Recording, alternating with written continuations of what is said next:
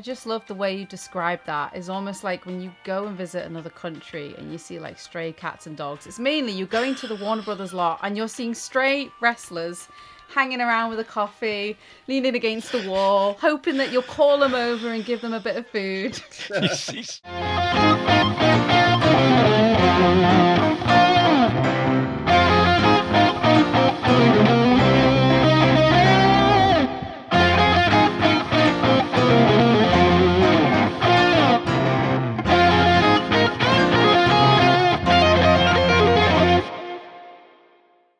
Hello and welcome to another episode of Poddywood. This is our podcast about movies, interviewing people from the movie business. I am your host, Joanne Parker, and joining me is co-host Andrew Carson. So good having someone else introduce me. Steve hasn't done that in 85 episodes.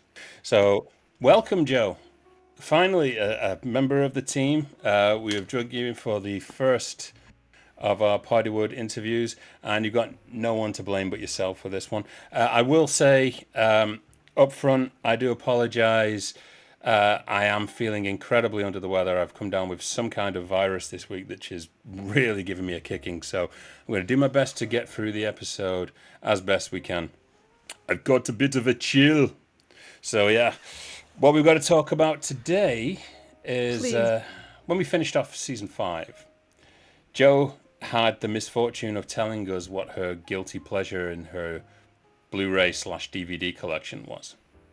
Can I just say that you've all teed me up for this episode, so this is on you, but go on, it's fine. For those of you who did see it, you will know that Joanne admitted to seeing Batman and Robin in her collection and the fact that she grew up absolutely loving it, even though her parents probably thought there was something wrong with her while they were sitting there watching it with her. I unfortunately spent money to go and see this at the cinemas as well, back in 1997, 25 years ago. That's scary to think, 25 years ago that this movie came out. So basically we had to go back and bring on our favorite Warner Brothers executive, Bill Daly, who was there around this time. Bill, all the way from Los Angeles, how are you? I'm fine. You guys are sick. I'm doing great. Well, we'll see how it goes by the end of this episode. My constitution was strong enough to withstand yet another viewing of this movie. Well, we're going to do a bit of a talk here today on it. We've collated information from interviews, audio commentaries, books that have been written, articles have been written. Some of it, as always, is going to be true. Some of it is going to be false.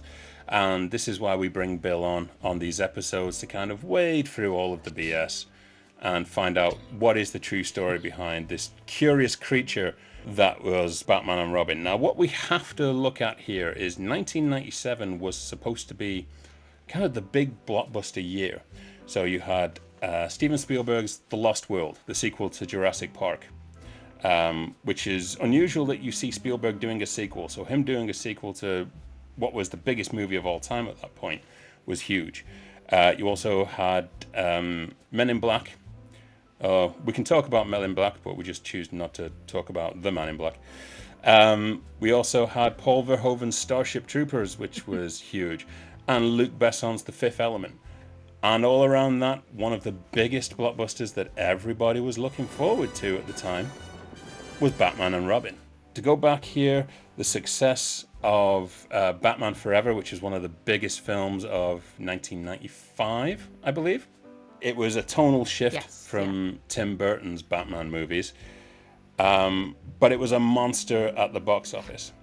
And apparently the monster of it ended up with Batman and Robin being fast-tracked into production. Bill, is that how you remember it? Yeah, but the Batmans were always sort of rushed into production.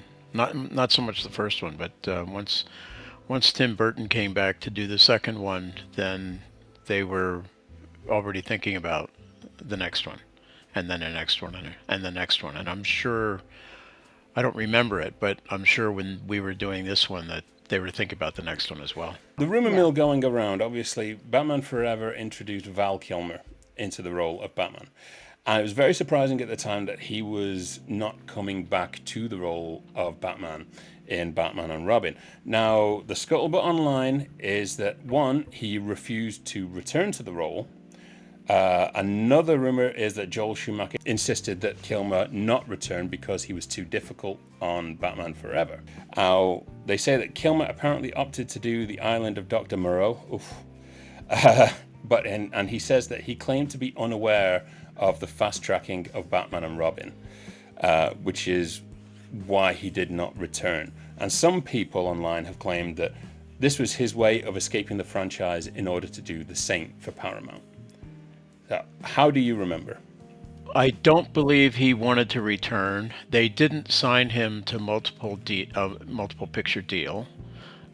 He didn't want to return. We hear in general that Val Kilmer was difficult to work with, but I don't remember anything specifically on the Batman film.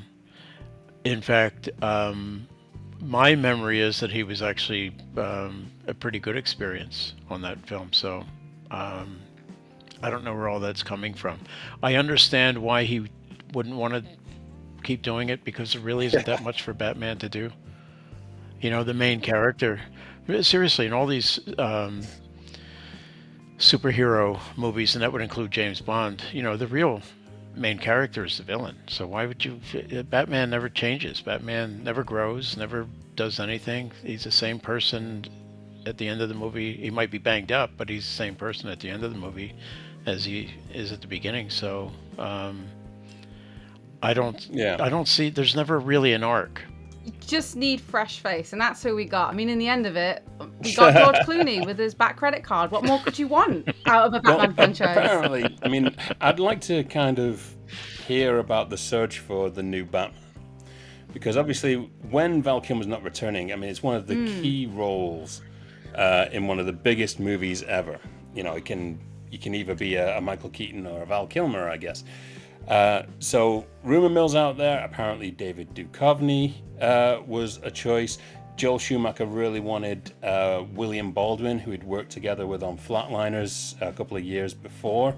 And apparently the casting of George Clooney apparently was a decision of Bob Daly, the other Daly. Ironically, just last weekend, there was an article in... An article was brought up in another article, and Joel Schumacher said that George Clooney was his idea.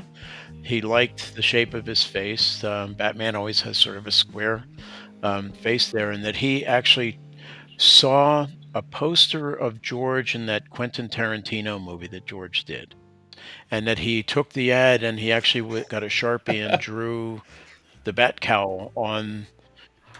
Really, on the ad. That's what he says. Drew it on the ad and said, "There's my Batman." Art Attack. I love it. And everybody at Warner Brothers loved George Clooney. He is just as charismatic in real life as he is when you see him in the movies and stuff. And it's always a pleasure to watch him. My take on having seen Batman and Robin again, it was a little too much. Yeah. The mannerisms and stuff were a little too much like the ER character he was doing. Yes. Well, And that was... my son was born that year. So that was the year we stopped watching ER, because we spent enough time in the hospital with my son that we didn't want to watch hospital dramas anymore. But George is very much playing the same character as, you know, Bruce Wayne is pretty much the doctor character he played in ER.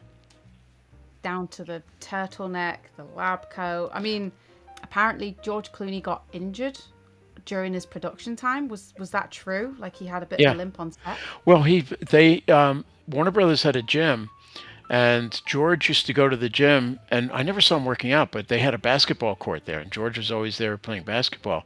And let me tell you, it wasn't some little like ER league, you know. This was a studio thing.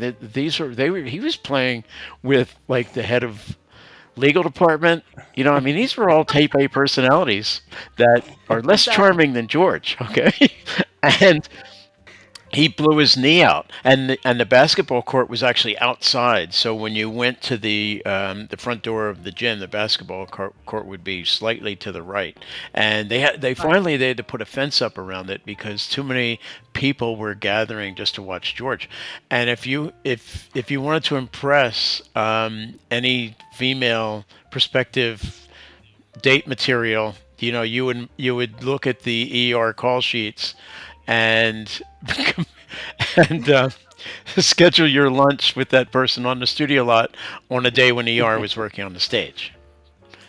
And you could pretty much be sure that George Clooney would be out there playing, and you know, I could just set the scene like, oh, hey, hun, what a coincidence. Look who's over there. Yeah. exactly. I used to do that all the time. George Clooney's on set with HR being like, Mary, I've got a complaint for you. Right, okay, I'm Yeah. going to dribble this There are past you certain and then we'll scenes in a talk. movie where you can see him visibly limping. There is a scene where he's talking with Michael Gow playing Alfred, and they're doing this walk, and you can see that he is very uncomfortable in his steps. And I picked up on that the other day. The other big casting, which was kind of quizzical at the time, obviously, we've got to talk Arnold Schwarzenegger playing Mr. Freeze. Now, apparently, there was a lot of talk that Patrick Stewart apparently was approached. Anthony Hopkins was another choice that they were looking to do, and instead they decide to go with Arnold Schwarzenegger.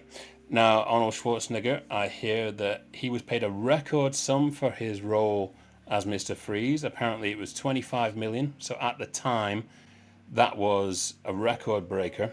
Apparently, he was only on set for Yeah. 12 hours a day, including costume fitting. And you can see in a lot of the movie, and I think Chris O'Donnell said it in an interview as well, he spent no time around Arnold Schwarzenegger. Even when they were shooting, he had this stand in there was most of the time. Now, I can also tell you that apparently the $25 million dollar record for an actor was broken only about, I think, 7 years later by Arnold Schwarzenegger for Terminator 3, again for Warner Brothers. So, Bill, how do you remember that? So let me tell you what I do know. Okay, Arnold was the biggest star at the time, and Yeah. maybe in retrospect, because this script was so weak, maybe they thought they needed the big box office draw. My personal feeling was that we didn't need Arnold for this. The Batman is Batman. You know, Yeah.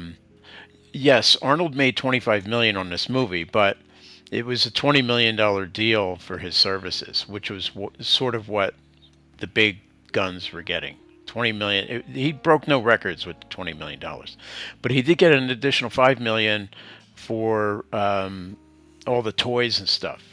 So all the merchandising, they gave him a $5 million advance on this for all the merchandising stuff. And I don't know how much he might have gotten after this movie was done. I don't know what the merchandise stuff was, but Yeah. so it was 20 million for the movie, 5 million for the merchandising. What was the other part of your question? Well, apparently he was only You on know, set for 12 hours a day, including costume fitting time. really, there's no reason for this stuff to go beyond 12-hour days. If you have a 7 o'clock call, and Yeah. that's the way it was in the old days. When Jack Warner was running the place, you could blow a cannon off at 7:15 through the middle of the lot, and you wouldn't hit anybody because when his name was on that studio, and he wasn't paying overtime for people to be standing around, you know. Um, I agree. I think that's a lot better. yeah, but and a lot of big stars have that in their contract because they don't, they just they want their time to be used well. Plus, they're into other Yeah. things. You know, yeah. Yeah. If you're going to have a full life, you can't. You're not going to. You will never have a full life if it's on a soundstage. Okay. And also, like, the amount of time spent in costume and makeup. I mean, just looking at the amount of face paint just to get that kind of like crystal effect. He must have been sat in there for ages. He's not going to want to be on set for longer than he has to be Oh getting yeah, in and that he was outfit. he was showing up at 4 in the morning for all that stuff. The makeup was pretty intense for him, and then taking it off Yeah. is equally intense. Plus, it's a cumbersome Yeah. costume, and you want to get it off at every opportunity. Plus, we're not known for our cold weather here in Southern California, so I'm sure it was very, very uncomfortable. But it's the same thing for whoever plays Batman. You're under a Yeah. very heavy suit, nipples and all. You know. And crotch plates, rubber, sweaty. It's not good to look for anybody, is Well, it? Yeah. Schwarzenegger obviously was doing Eraser kind of just prior to coming on as Mr. Freeze, another Warner Brothers movie that did pretty well the year before. And somewhere in between this, Arnold Schwarzenegger needed heart surgery. Apparently, the rumor going out there, the studio was incredibly reluctant to insure him for the role. He had the heart surgery in April 1997. This movie was already finished, and was about to go out to the theater. We were about to um, go into the mixing stage with this. The heart surgery never got in the way of this production. It was a surprise to us that he needed it, but he did it at exactly the right time, right before he needed to go out and really promote the movie in a big way. But nothing. The movie was shot in 1996. He had the heart surgery in April 1997. Based on that recent documentary that obviously Arnie's just released on Netflix, he talks about having like two surgeries back to back, and it sounded like he didn't really have a choice when he was going to go in for that surgery. It was very sudden.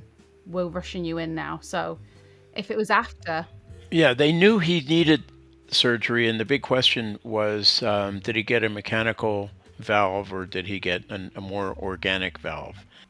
And I'm sure if the insurance company knew that there was a problem, that there might have been some reluctance, because that was an expensive movie.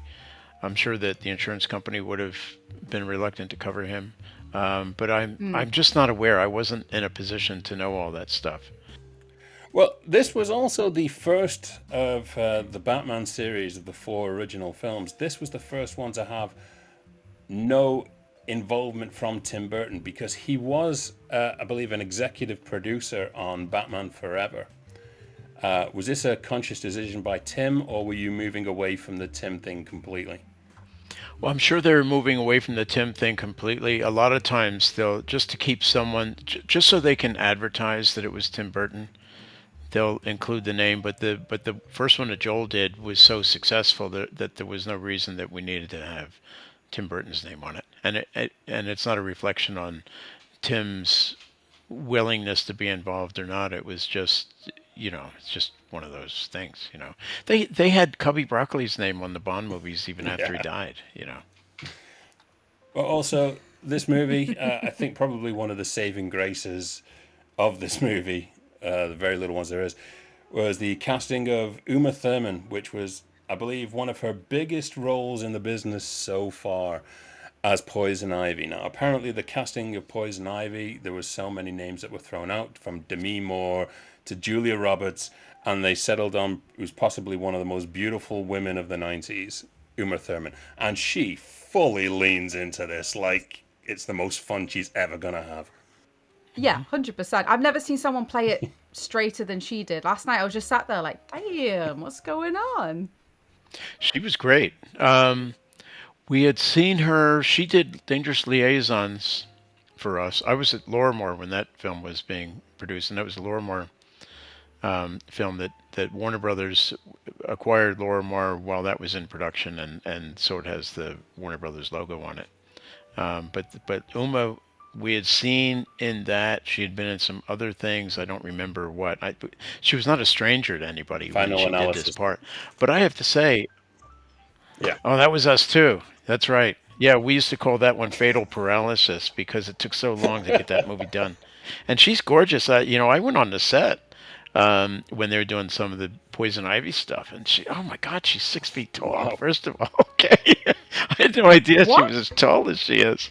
Yeah, and oh my God, she was gorgeous. Even when she was playing the frumpy character, there was something about her that was just very stunning. I mean, but she leaned into this and she had fun, and she looked to me, watching it yesterday, she looked to me to be the only person that was having fun on this movie. You know, maybe Arnold had some fun. He was the only thing that was more over the top than Uma, but Uma does it in such a way that it's it's believable. You know, I mean, it fits. It perfectly fits with what they really wanted to do. You know, and you have to understand these Yeah. movies in the Bob Daly and Terry Semel era. They were comic books. They were kids movies. That's how they viewed these as kids movies. Batman doesn't grow up until Chris Yeah, Nolan comes very around. true. And it's interesting you say that as well, because like just looking at the set design, the production, it does feel like it's come from a comic book. I was kind of saying last night, it's frustrating because obviously we're all kind of saying like, oh, it's a rubbish film and this happened and that happened, but all of the set design, how the buildings look in terms of the color, the costumes, it's so nice and refreshing that you could almost believe it's come straight out of one of the pages of a DC comic and gone straight there. Exactly, and that was the idea. And even the way the camera, have you noticed camera angles? The camera would be canted. You know, you'd have Yes. scenes where, you know, it's like that. The car is Yeah. coming at Yes. you, but it's like that. You know, and that was sort of reminiscent, I believe. I'm not sure, but that it sort of reminded me of the old TV series back. Yeah. God, I was in junior high school when the I TV think series was on. it's that and Battlefield Earth for the Yeah, most the Dutch West tilts in a ones. Warner Brothers movie. Yeah, yeah. Yeah. But then, but then it's so it was geared toward kids, but it was also more colorful than the comic books ever were. You know, Yeah. I never got into Batman as a DC comic. I just couldn't. It was too dark. There was this even the panels on the comic books were dark, and to show the darkness there was this blend of blue and purplish ink that literally hurt my eyes. I mean, still to this day there are certain shades of like lavender that I can't look at because it hurts my eyes. And that's what those comic books used to do to me, and I couldn't get into them, and I couldn't understand why anybody was a Batman fan. I mean, and I knew enough of them, but I just didn't get it. I just never gravitated to it. I mean, orange hurts my eyes, but that's just because that was the wallpaper my mum picked when I was 5, and it was god awful. But no, you're right. You're absolutely right. And it's yeah, like you said, it's so colourful. It's so nice. Like even the kind of the bosses, like you know when Uma's going into a new Turkish bath hideout, and you've got this guy decked out in neon paint with massive contacts in, and I'm like, when will we get that again? We're never gonna get Yeah. character designs like this. And that's a stark, well, not stark, but it's a marked contrast to the way it was when Tim Burton was doing it. The Batman 2 could have been in black and white Yeah. for all we knew, you know, with everything. Practically was. So, Also, fans of our Fair Game episode, and there are quite a few, seeing as though it's our highest viewed episode that we have ever done, will know that Warner Brothers seriously does not learn from casting supermodels in their movies. And in Batman and Robin, they cast Elle Macpherson as the love interest of George Clooney. Apparently, Elle Macpherson has gone on interviews later on and said she was heavily edited out of Batman and Robin, including her death scene at the hands of Poison Ivy. And I think of a lot of the negativity towards Batman and Robin, Elle Macpherson's name is something that crops up quite a lot as an incredibly weak love connection for Bruce Wayne. She doesn't have many scenes, does she? And I didn't even know that she'd had I a didn't death either. scene until you've mentioned it. I never saw it. I didn't see the director's cut. I don't know if it was in there at the time. There was nothing wrong with Elle's performance. It's not her first movie. She had done a number of movies in Australia, and she's actually very good. And she's gorgeous in this film. I mean, the few scenes that she's in, she's gorgeous. She does, you know, the short lines she has, she does them believably. I see nothing wrong with her performance. My guess is if they took out a death scene, that it was probably too gruesome, would be my guess. I wouldn't put that down with Elle. I would put that down as something that didn't go with the flow of Yeah. this being a kids movie that Warner Brothers had intended. But there's no negative thing on Elle, and I don't blame her for being disappointed if big parts of her performance were cut out, especially if that was the one if that was her best performance, that might have been what she felt really, really good about in the movie. Otherwise, she was just window dressing for George Clooney. Didn't they make a great looking couple though? Yeah. Oh, You absolutely, know, 100%. I love Andrew sitting back like, let me think about it for a second. Yeah. but I don't think I don't think there's anything to be read into that. I think it has to do with overall tone of the movie more than a performance issue, Yeah. honestly. And we Yeah. didn't really need it.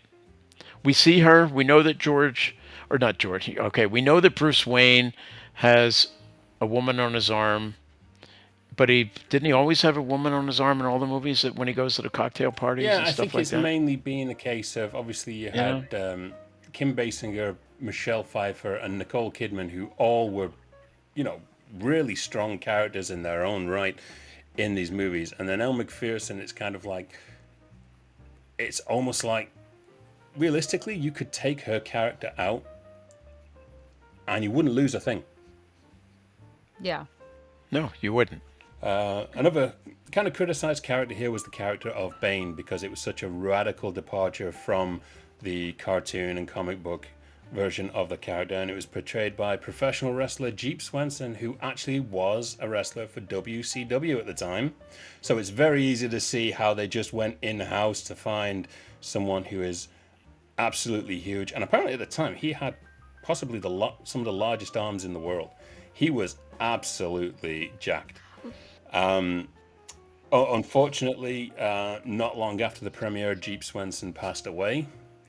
It was literally only a few weeks, apparently, after the premiere. Did you ever get to meet Jeep Swenson, or was there any talk of any other wrestlers from your WCW camp taking that role?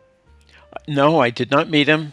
I abandoned those comic books like when I was 10 years old. I mean, I could never get into them, you know. And at the time we made that movie, I was in my mid 40s, so a lot of time had passed. I had no idea who the Bane character was. I heard a lot of people talking about Bane, especially leading up to the Chris Nolan version. You know, I didn't care who Bane was. I didn't feel like I was missing anything. It didn't mean anything to me. I don't follow that wrestling. My son wasn't born yet. Okay, so I didn't know that much about. Like I knew what it was like when I was 11 years old, but you know, again, a lot of time had passed. I didn't know who those people were. So with all, I have to ask you then, Andrew, is so did you miss Jesse Ventura in the I did movie not. because he was one of the That guards? that that was coming up. Yes, apparently the guards that are taking Mr. Freeze in, it's What? one, Jesse the Body Ventura, and Ralph Mueller from Gladiator was the Yeah, other guard. yeah, Okay, And that's of course, incredible. you had yeah. two So governors, governor of Minnesota and the yeah, governor of California. wrestlers always seem to be hanging around Warner Brothers for one thing or another. They're splendid actors. I mean, you're when you're in that ring under the lights, you're performing, you know, and they sell the tickets at the Mm. box office the same way they do in the movies. So they they're all showmen. So I never really read anything into it just because it seemed to be there was always somebody around. I just love the way you describe that. It's almost like when you go and visit another country and you see like stray cats and dogs. It's mainly you're going to the Warner Brothers lot and you're seeing stray wrestlers hanging around with a coffee, leaning against the wall, hoping that you'll call them over and give them a bit of food. Rounding out the cast here, you have one of the hottest actresses in Hollywood, fresh out of Clueless. You have Alicia Silverstone finally joining as Batgirl. Bit of a mix from the original incarnation of the character, who is supposed to be Commissioner Gordon's daughter in the comic books. In this, it is Alfred's niece. Alicia Silverstone did an interview not so long ago. She said most of her scenes were apparently cut out. The reason being she had gained weight during production and she couldn't fit into her custom Batgirl suit. Around this time, and I remember it, the press were absolutely slamming Alicia Silverstone, weight shaming her because that was going on. In a podcast interview, storyboard artist Timothy Burgard admitted he was kind of at fault because he had created a drawing of Alicia Silverstone mocking her with the title "Clueless to the Casting of Batgirl." Now, apparently, the drawing was meant to be between him and the other artist there, but apparently the picture got out. Burgard states that he managed to keep his job because he had never signed the picture. Bill, what can you remember from around this time and everything that was going on? I think it's too much pressure to put on someone that young. It was a great opportunity for her, but it's also a curse.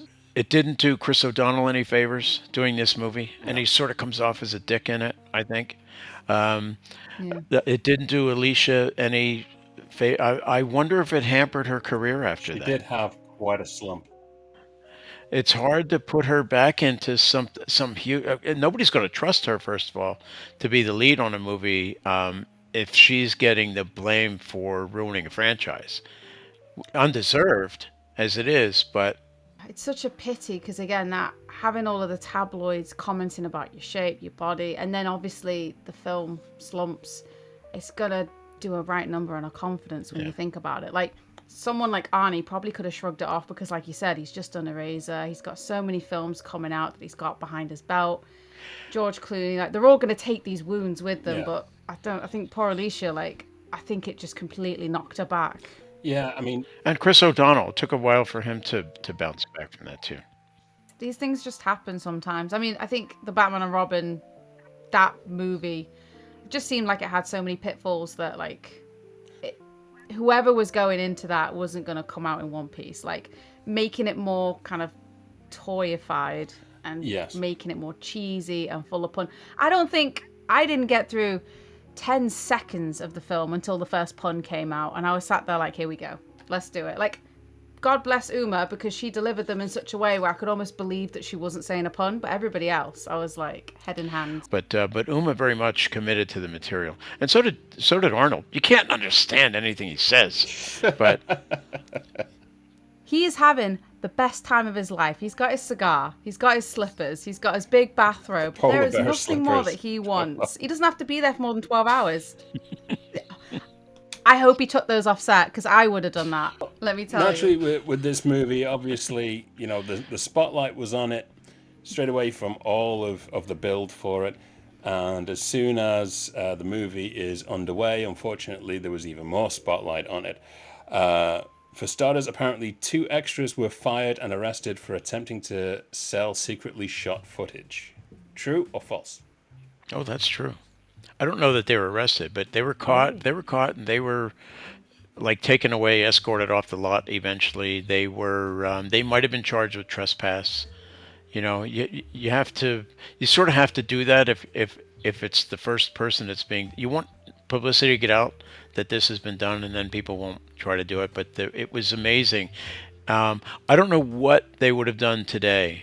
It's not like nowadays where you get a drone out, you could just get a little slingshot, shoot it down. Back then, just more relaxed. Okay, also, we had the theft of Mr. Freeze's blaster prop, which apparently shut down production. An investigation was launched into this, and the police ended up finding the prop blaster in a film memorabilia collector's home. Well, let me tell you, it's true, but if anything gets out to the press, it gets blown out of proportion because this, of course, is Batman. And they're looking for any news that was. If Arnold's cat if Arnold brought a cat into the studio and the cat got away, that Pissed would on have set. made the front page of the tabloids too. So they look for any little thing. I can't believe for a moment that they didn't have a double of that gun. I mean, you got to give credit if there's rumors out there that the Mona Lisa in the Louvre is not the real thing, that it's, you got to give credit to whoever might have the real thing, you know? And that is the same with Arnie's gun. We're going to compare the Mona Lisa with Arnie's gun. It's just conspiracy theories abound, and any moron can make them up and run with them. Yeah. Okay, so and you don't even need to be an adult. So Yeah. So, in going through here, let's talk Yeah. about the delivery. Apparently, Joel Schumacher delivered the movie 2 weeks ahead of schedule. ideal in a perfect world, we schedule the answer print date for 28 days before the release of the film, because we get a discount, or 6 weeks. Actually, it's 6 weeks before. There's a whole discount schedule. We get a discount with the lab printing all the prints if we deliver it sufficiently in advance that they can send elements to London, Montreal, Rome, New York, and Hollywood to do all the release printing. So that's always a goal, to save money on the back end. But this film was earmarked for dye transfer IB prints, and they are labor intensive. They take about 2 hours per reel. Now, an AB reel is only 20 minutes. It takes 2 hours to print these dye transfer. Now, when we did the premiere, we we were plattering the prints. So we went to Westwood to do the premiere. We plattered the prints. And then we do a run through during reel 2 on the take up platter. As so the It goes from one platter and it goes through the projector down to another, and then it comes in, and on the take up. I'm trying to. Okay, on the take up reel, the film is coming in like this. Yeah. A moth landed right on the platter and got taken up in the reel and became a permanent part of that print. Okay, Beautiful. and we put the projectionist put a piece of paper right there so we could see where it was. We knew this. We knew the scenes because the editor and all the assistants are there. They knew what reel that was. It was reel 2. I instantly got on the phone and ordered Technicolor to send us a replacement reel 2. So Wow. once the platter starts, you can't stop it. Okay, so so we ran through the whole thing, and then so that took almost the 2 hours, but with transport time and everything, we had to wait a half hour or so, and then the print arrived. We had to put that into the platter, and then we had to run the whole thing again. So I saw the movie 3 times in one day because we had to run it that night as well. You know, but the Oh IB my God. print took, we had to get reel 2, and we had to make sure it matched. It did. Technicolor did a stupendous job with it. I mean, those dye transfer prints are just gorgeous. Ultimately, that one little moth, the butterfly effect, you could say, made you have to watch 3 times in one day. Well, speaking of soundtracks, apparently the lead dialogue mixer, Donald O. Mitchell, stated that 95% of the dialogue had to be looped due to the noise levels during the shooting. Arnold, I know, had to be replaced. Arnold, very little of his actual dialogue in there is correct. With the big party scenes and all that, I would imagine so. I would imagine that's correct. But I think we overproduce post production all the time. I think a lot of stuff gets earmarked for ADR that doesn't really need it. And a lot of sound mixers can clean it up. Digitally, they can clean up, with filters and everything. So a lot of more production dialogue gets used than you would think. In this particular film, I I don't know. I really don't know. I was busy. We had all these other movies going on at the same time. Dennis Verkler was the editor, and very, very good. I mean, one of the best editors ever, and he had a really top notch crew working on this. So I trust them. Entertainment Tonight, yes, that show. Entertainment Tonight stated that last minute reshoots were the result of negative test screenings. Joel Schumacher has combated that, saying that the test screenings went well. How do you remember? They did. Um, they didn't score through the roof. Um, Movies that are heavily laden with visual effects or animation never really score particularly well, because you can explain to an audience all you want about how the effects that are in there are temporary, and they might see some Yeah. wires, they might see this and that and all this other stuff, but they don't get it. But this one had so many visual effects in it. It was so overladen. I mean, really top heavy with visual effects that and we only did one. We did friends and family screenings, but we only did the one really big screening that was in Las Vegas. And speaking about the release, obviously this gets released to kind of a lot of fanfare. It is the first Batman movie that was not the highest grossing movie of the summer. So what was kind of the attitude to around the time of the premiere, kind of the next day after all of the press comes in? Was it a case of, yeah, this is not going to make it? Nobody was popping champagne on Monday morning. Um, they were already talking about how. Here's the thing: is there was a lot of negative press leading up to it, just because of the posters and the whole thing about the nipples. Everybody remembers the nipples, but that's because they were on the posters. So everybody was commenting on that, and you get nippled to death on this movie even before anybody has seen it. So plus, if you have a really, really successful thing going, people will try to knock you off the perch a lot of times. But I would say, it was also the summer of Contact. It was also the summer of LA Confidential. Um, there were some real serious and seriously good movies that year. I mean, it is strange that it ranks as Warner Brothers' highest grossing movie of 1997, both domestically and commercially, which is quite a surprise. Yeah. Well, it was highly anticipated. I don't know what was the big movie for the year. I mean, who I knew that was our big movie, but who beat us out that year? Do you know? Titanic. And that was December. Oh yeah. Okay. Yeah. I have also a curious link between the big box office hit that was Titanic and the commercial flop that is Batman and Robin. So there is a link between these two movies, and that is the actress who plays the older Rose in Titanic also played Margaret, also known as Peg, in the photograph on Alfred's desk. It's the same actress. She had a I good didn't and know bad that. year. That's actually pretty funny. Well, obviously, with the movie being released, obviously the blame game starts doing the rounds. Famously, George Clooney refunds people who tell him they paid to see the movie. So Clooney also, as we say, he blamed I've heard himself. that, but I don't know if it's true. It sounds like him, though. Yeah, He would do that. I mean, he Oh, even if he wasn't really going to do it, he would say it. yeah. But he said it yeah. on the Graham Norton Poor show when he guy. was on there. He said he definitely does pay people back who they've seen. And he put a lot of blame Wow. on himself for killing Batman. There was a lot of things on that. Apparently, the producer Peter McGregor Scott, he absolutely hated the tone and the emphasis on toys. Joel Schumacher blamed studio pressure to make the movie more toyetic, and Kiva Goldman even got a hell of a lot of blame for the kind of tone on this movie.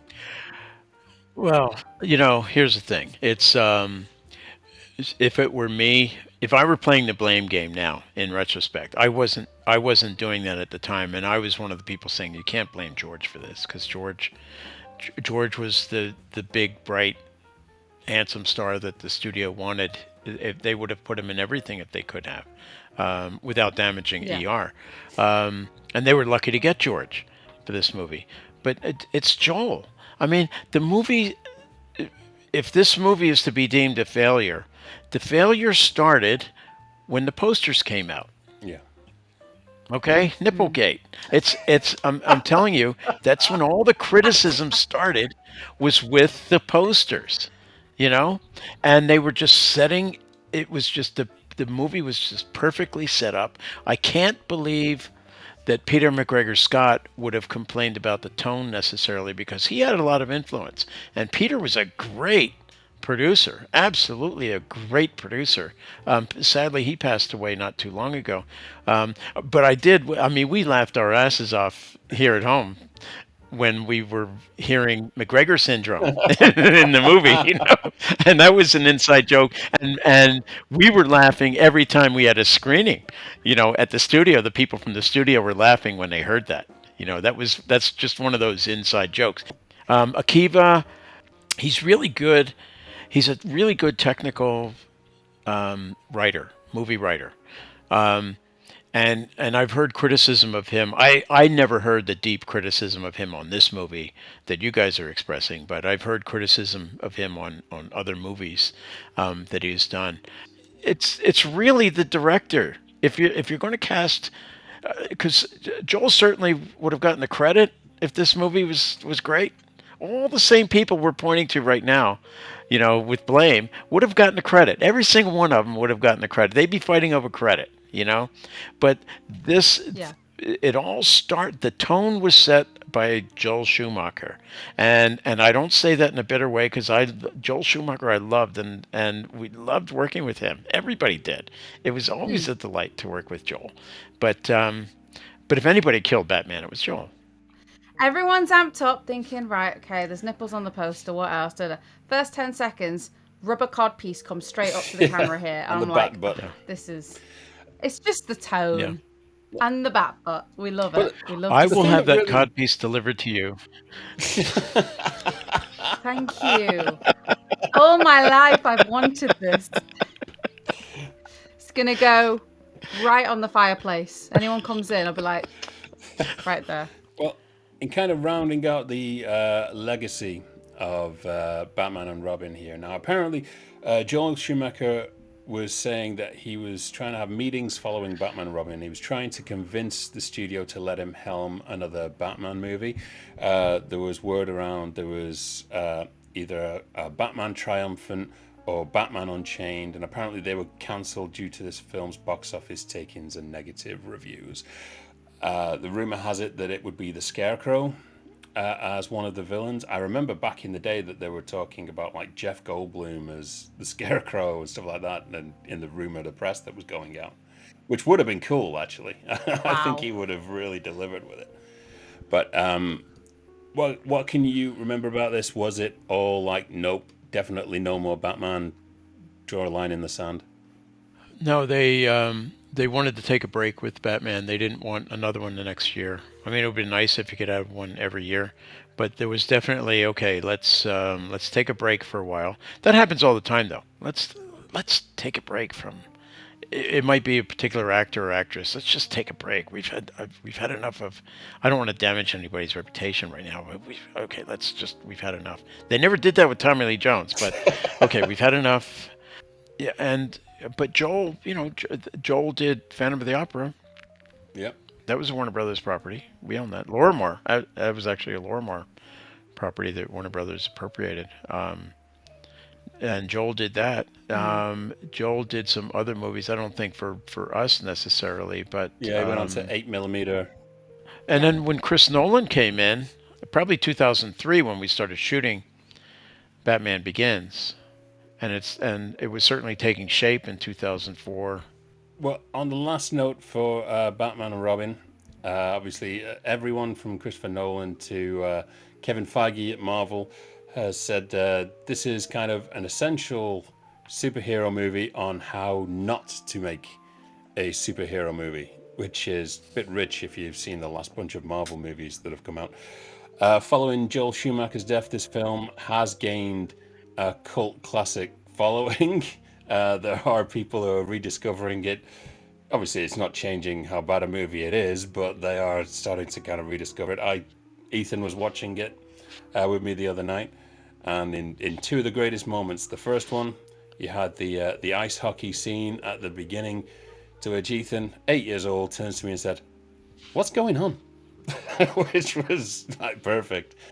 But he burst Yeah. he absolutely burst out laughing as soon as he saw the back credit card, and I'd love to know where that back credit card is somewhere today. Oh, that's right. That's right. He did. He did have a bad credit card. That's right. Yeah. Don't leave the I, cave I without remember it. seeing that. This time around. This time around. Yeah. Well, they could have had a trade out. They might have had a trade out. Was there a bank on there, or Mastercard or Visa or anything like that? It was, I think, it was was it No, American American Express? Express. Yes, don't leave the Yeah, cave they might without have it. had a trade out. Yeah. We haven't spent any time at all blaming Arnold Schwarzenegger for it either. True. He's the guy. He's the only guy that made any money on it. That's true. That's true. And he put us through 3 hours of bad puns. So that's Drew, 2.5 when you hours. hire Arnie, you're getting Arnie at the end of the day. He wasn't exactly going to be doing Macbeth. Okay, on the last point, is there any truth to the rumor that this was originally planned to be a shared DC universe alongside the scrapped Superman Lives? No. Okay. There was Oh. they were trying to revive Superman. I mean Superman 3. I mean, and beyond. Look how bad they were. That sort of killed the franchise. They were trying to revive Superman, but they didn't want to take away from Batman, and that's always been true. Even and then when Chris Nolan took on Batman, he became very protective of it. So like he objected to Batman being part of Justice League and all that. He thought that it was diminishing the value of his work. So I don't think I don't think they wanted to combine these things because if you did them right, they stand it alone. Well, for those of you who are curious to see George Clooney's Bruce Wayne, Nicolas Cage's Superman, you will be happy with The Flash. That's all I'm going to say. Put a spoiler alert on the front of that. But you know what? Everyone who wants to see it has seen it now. All right. But yes, you do get your Planet I Terror. thought it was really cool. Put it out What there. they did with the Flash, I thought was really, really cool. You talked it up so much that I hadn't planned to see it or anything. But you had talked it up so much, and I thought, okay, I need to go see this because at the very least, I need to have something to talk to Ethan about the next time Yeah. I see him. So, so I went to see it, and it was so nice to see George Clooney, and we were talking here at home earlier about Nicolas Cage with the Superman thing that he was going to do. It was so cool to just see all of that stuff there, in that movie. So Never thought he'd be back on screen, but here we are, years and years It was later. a fabulous close for George Clooney and the whole Batman myth that he comes back just for that cameo, and it almost steals the entire movie. And he has a sense of humor. Yeah. Well, there you have it. We've managed to run the gamut on 1997's Batman and Robin. We've dispelled some of the rumors. We've heard some truths. We've heard some stories that probably we've never heard before.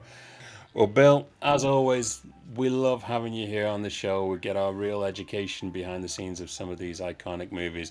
10 to 1, most of the movies we bring you on for are the much less celebrated ones. But sometimes they're the best stories that we can hear. No one else wants to talk about them. Including me. I want to talk about them. Thank you. Thanks.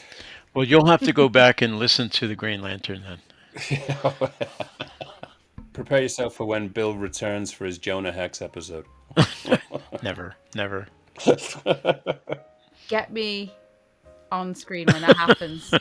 We can talk about it over drinks, okay? Well, thank you very much for joining us on Poddywood this week. Thank you again to Bill Daly for his gracious return, true superhero that he is. And if you want to get involved with the conversations of Poddywood, you can find us. Where can you find us, Joe? You can find out more, kind of watch all the episodes and catch up on YouTube, Facebook, Twitter, Instagram, all the socials, even LinkedIn if you're really that kind of like business boss bitch, which not many of us are. But, we're out there. Come and check us out. And also, more importantly, we have our Patreon. Now, our Patreon is going to be very active. Not only can you get early audio episodes of these very episodes before the video one goes out, but there's also exclusive content there that you can come and join us on Poddywood After Dark. There's a bit more risque conversation going on. We will be opening the After Dark bar, luxurious jazz bar setting, where you can come and listen to us talk about whatever.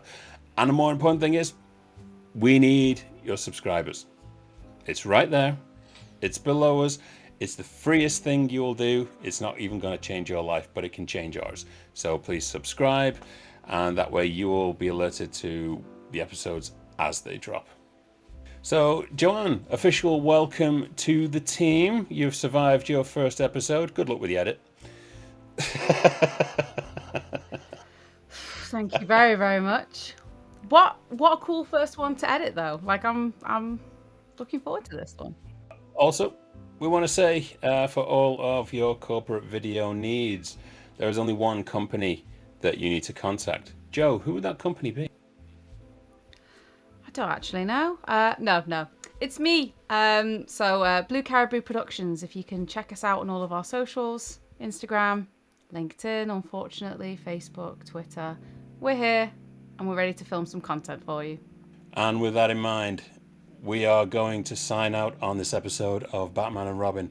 So until the next time, Bill, we hope you enjoy your rather warm LA weather. Okay, thank you. I will see you next week on Poddywood.